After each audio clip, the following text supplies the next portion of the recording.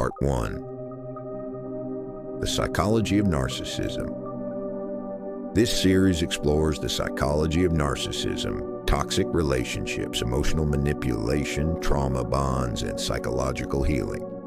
Over the next 4 parts, we'll examine why narcissistic behavior develops, why toxic relationships become emotionally addictive, why many people struggle to leave emotionally unhealthy relationships, and how healing slowly begins afterward.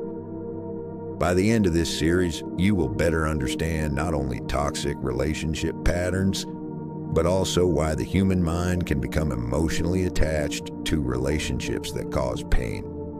Some people appear extremely confident, while internally depending completely on admiration to protect fragile self-worth. The word narcissist is used constantly online, but psychology suggests narcissism is far more complex than simple arrogance or self-love. In many cases, narcissistic behavior is deeply connected to insecurity, emotional fragility, and the need for validation. Psychologists believe that some narcissistic traits develop as psychological defense mechanisms. The person creates an exaggerated self-image to protect themselves from feelings of inadequacy, shame, rejection, or emotional vulnerability. This is why some narcissistic individuals appear highly confident externally, while becoming deeply reactive to criticism internally. Even small criticism can feel emotionally threatening because the criticism is not only affecting the ego, it is threatening the self-image the person depends on emotionally. This explains why some people constantly seek admiration, attention, status, control, or external validation. Not always because they feel superior, but because they are trying to avoid feeling emotionally inferior. Psychologists sometimes describe this as fragile self-esteem hidden beneath grandiosity. The person may appear confident, charming, successful, or emotionally powerful, but internally their self-worth often depends heavily on external reactions. This is why validation becomes psychologically important in narcissistic behavior. Compliments create emotional stability.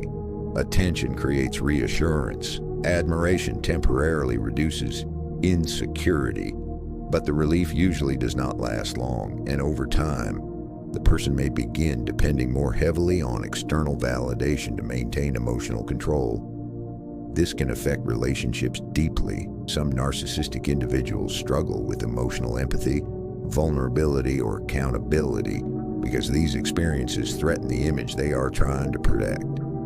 As a result, relationships may slowly become emotionally one-sided. The other person begins feeling unseen, emotionally drained, invalidated, or constantly responsible for maintaining emotional balance.